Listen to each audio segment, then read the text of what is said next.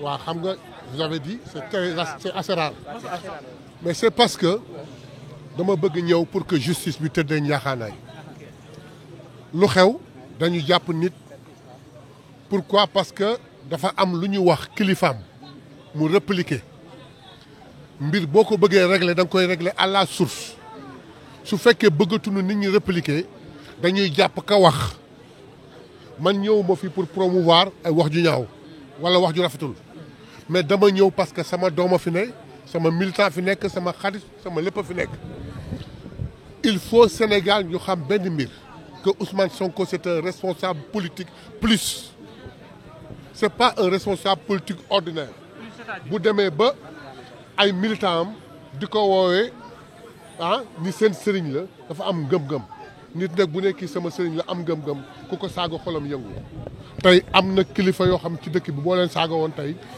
du ñu xaar kenn wax dañu réagir donc waxuma kenn mu réagir te làmmiñu daaru maa ngi koy ñaan bu ñëwatee mu calme bañati réagir mais nag ñu fexe ba loolu bañ a am ñi wax ji ko tax réagir ñu ngi fi les vidéos sont là ils n'ont qu'à mener une enquête et les prendre au même titre que daaru woo leen fii enquête ak ñoom man dama ñëw fii rek pour équité de la justice ensuite par votre antenne ma lancer un appel au président de la République il faut qu'il protège son premier ministre voire même les ministres on ne peut pas se réveiller une haute autorité de la République à savoir un ministre un premier ministre nit toog diffamer ci moom wax lu ko neex et ça passe il faudrait qu'il nous envoie un projet de décret dans lequel il faut sanctionner et nous le voterons inchallah sanctionner donc ñëw pour seet sama doom defal ko encourager ko wax pour ñaan non gisuma ko parce que mi ngi nekk ci audition bi gisuma ko mais au moins gis nit ñi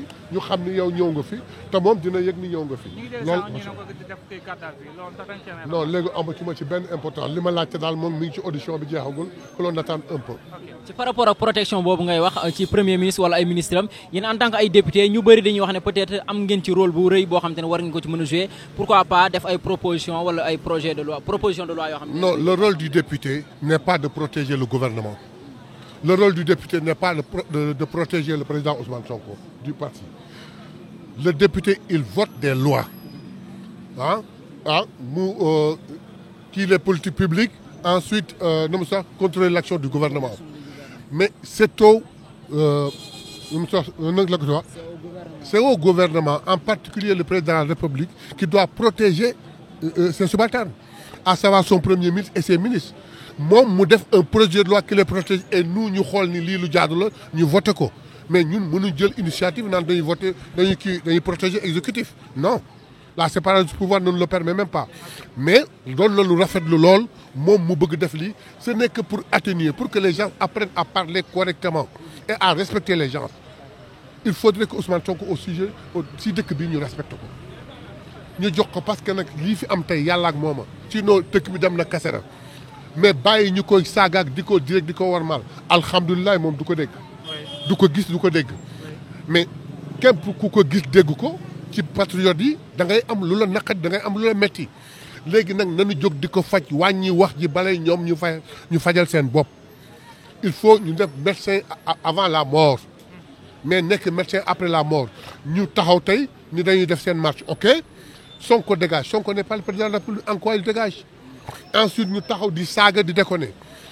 làmmiñu daaru réagir pourquoi parce que kenn waxul tey on l'appelle di ko auditionner où sont ces gens là qui ont dit les malversations là donc équilibre moo tax ñu ñëw fii wax ak soutenance nous le soutenons à 10 000%. li mu def nag ñun duñ ko def non je ne le cautionne pas et baa ngi wax ni bu mu ko waxati mais comme wax na ko pare je le soutiens ba mu génn ci incha allah. ala kulli an su ko mënee daan def suñu kerte laay kattan loolu la ñu mën. yaa ngi gis naa yéen président Macky Sall mu defee surface.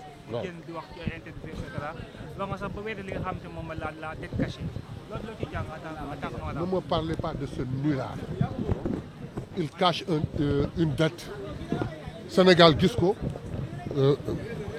finance gis ko Cour des comptes gis ko expert indépendant gis ko FMI confirmé que.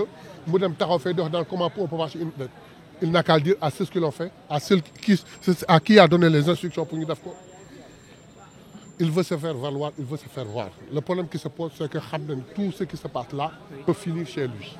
Parce que c'était lui le chef d'orchestre. C'est le cas de Madiambal quand il disait, il tweetait, il disait n'importe quoi pour délit d'opinion, pour que lui, il chargé. Mais délit d'opinion, il n'a qu'à dire tout ce qu'il a dit. Mais si les enquêtes aboutissent à lui, il n'échappera pas. Et coïncidence, pour coïncidence, TV5, non pas TV5, France 24, ils ont interviewé le président. Dans l'interview, intéressé, est-ce que le président devrait pouvoir être poursuivi? Mais diplomatiquement, le président a répondu. Pour voir quel le bouquin de poursuivre, mais pourvu qu'on ait quelque chose sur lui. On est en train de mener une enquête. Il n'a qu'à s'agiter, il n'a qu'à dire ce qu'il veut. Il n'a qu'à faire ce qu'il veut. Le président de Moutop, certes, mais il n'aura jamais... Est-ce que qu'est-ce qu'il était parti faire à New York pour publier son livre? L'Afrique au cœur. Sa dimension internationale. Il fait un livre, attendez, il fait un livre. L'Afrique au cœur. Pourquoi ne pas le publier en Afrique? Il devait titrer l'Amérique au cœur. Il va publier qu'en Amérique. Parce que les gens veulent savoir ce qu'il y a dans le livre. Ils achètent, ils lisent.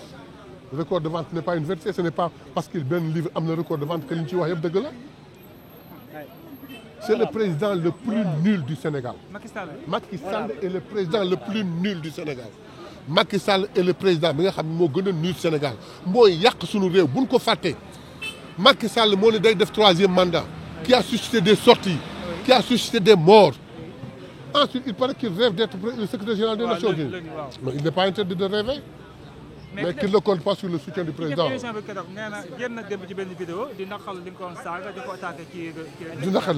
Aziz ma def ki def émission bi keroog. waaw génn ci réseau social bi di naqarlu di ko ay sénégalais donc saaga di ko commenter lu naqari parce que li mu indi président Macky Sall.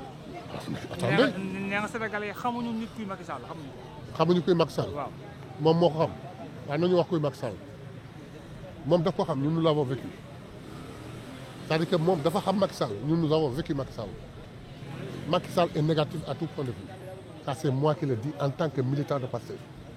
Il est négatif à tout point de vue. C'est le président le plus nul. C'est une erreur de l'histoire du Sénégal. Honorable. Suñ ko mënoon effacer. Effacer comment? Effacer ci histoire du Sénégal. C'était un président par défaut. Parce que si Niass et Tanor s'étaient entendus, jamais il ne serait président. C'était un président de refuge qui a eu un 2e mandat, forcing. Parce que tout le monde savait qu'il y avait un 2e tour entre lui et Ousmane Sonko.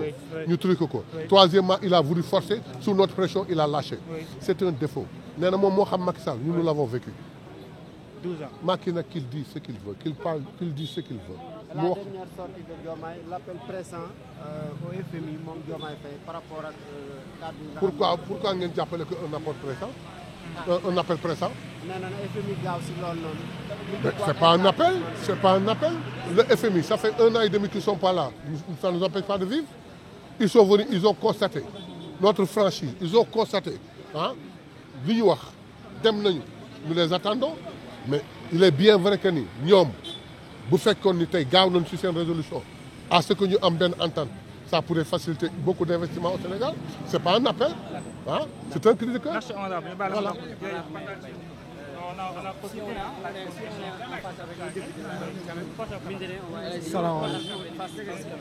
salaamaaleykum wa rahmatullah waaw Sénégal ñoo ngi nuyu ñëpp di naqarlu lii fi xew parce que ah c'est bon di naqarlu lii fi xew parce que suñu collègue Lamine Darou moom la ñu convoqué fii te liñ ko convoqué gis nañ ni Sénégal yëpp injustice mënul weesu lu mel nii ay nit saaga nit riposté ñu convoqué ko téye ko fii depuis ci suba ñun ñoo ngi fi ba léegi bon lii nag dañuy ñaan yàlla dañuy ñaan état bi mu jël ci ay mesures parce que état du Sénégal comme li ko paa bi waxee léegi ñoom mënuñu taxaw ne dañuy protéger gouvernement mais gouvernement bi na bind loi jox leen ko ñu protéger ñi nga xam ne ñoom ñooy suñuy kilifa parce que aussi ku saaga sa kilifa moo la tooñ mais saaga boo ko defee nit day fayu su fekkee mënul muñ yàlla sax dana nit bu la tooñee bu la jamee jam ko lu tollook li mu la jam comprendre nga kon tey ñun mënuñu gérer ñu suñu justice su Sénégal mu toll foo xam ne dañuy am 2 poids 2 mesures ci jamono joo xam ne ñun dañoo jël Diomaye jox ko suñu présidence de la République bon gouvernement bi Ousmane Sonko yor ko ñu ko doon saaga mu nekk opposition tey ñu nekk au pouvoir ñu nekkaat ay victimes mais ñun victimisé bu bëgg mais dafa war a jeex.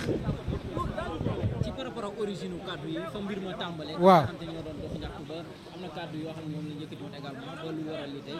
loolu lan nga jàpp ne peut-être lan moo ci waroon doon taxawaay yu dëgg. waaw li ciy saafara mooy dafa teel sax nag Sénégal ñuy bàyyi gars yi ñuy manifester wax dëgg yàlla parce que nag reddition des comptes nga ne ku ñu woo ne kaay leeral nga ne damay manifester bu fekkee ku ñu woo ñu bëgg a manifester du sotti te gis naa temps yi li xew mooy Louga ña ngay manifester Ndar fu ne ci reddition des comptes kaay leen ñu leeral li ngeen fi yoroon mais loolu jar na manifester ci 18 mois la fi état bi defagu kaay leen ñu manifester ñu ne kaay leen ñu nu mu tuddooti kaay leen leeral ñu ne dañuy manifester lan la ñuy manifester bay toog te manifestation yoo xam ne saaga Ousmane Sonko la manifestation bi yëpp amul lenn looy wax lu dul saaga Ousmane Sonko amul leneen amul beneen baat boo fay dégg moom ngay dégg Louga di ko dégg Ndar di ko dégg Dakar saaga Ousmane Sonko mais loolu ba kañ mais njabootu Ousmane Sonko ñoom nu ñuy def te ñun ay njabootam lañ ñun ay njabootu Ousmane Sonko lañ waxuma ay njabootu këram de ay njabootam lañu ñun ñu nekk parti Pastef ku saaga suñu kilifa mais buñ la saagawul it dañ ko mënul mais dañ la bëgg a saaga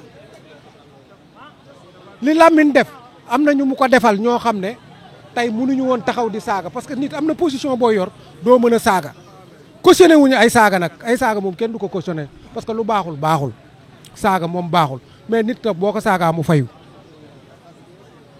te buñ saagaa sa kilifa tamit nga fayu barki démb maa ngi seetaan Assane Diouf mu naan buñ leen saaga leen ba jël kii saaga nangam kii Ameth Ndoye naan buñ leen saaga du ma yam ci fayu sax damay fayu ba jëlaale ko yóbbu ko ci Ousmane Sonko mais xoolal yu ñaaw yooyu nga koy wax ci plateau est-ce que loolu rafet na est-ce que ñun nii lañ nar a dundee ak ñii mais lii boo ko bëggee def benn mandat yàlla bu ñu mujj sax di xaru mais non justice bi maa ngi ñaan maître Bamba Cissé mu jël ay mesures yu sévères ci lu mel nii parce que lii nag dafa laaj ñu corriger ko kese mu jeex de c'est simple dafa laaj ñu corriger ko mën nañ ko corriger ci lu yomb parce que saaga moom délit la saaga kenn mënul wax ba saaga du doon délit mais nañ leen teg ci yoon ñi saaga ki ñu saaga ki saaga waate ba tax ñuy fayu ñoom ñëpp nañ leen boole convoqué mais bul convoqué nit ki fayu kese mais 2 poids 2 mesures boobu ci justice mais loolu amul njëriñ justice bu équitable lañ soxla Sénégal moo tax ñu def révolution bi defuñu alternance révolution lañ def révolution nag mënuñu ko def ba pare mel ni ñun liñ doon def zéro à la base la ñuy dikkeewaat parce que instant bi li ñuy def sax moo yées la fi amoon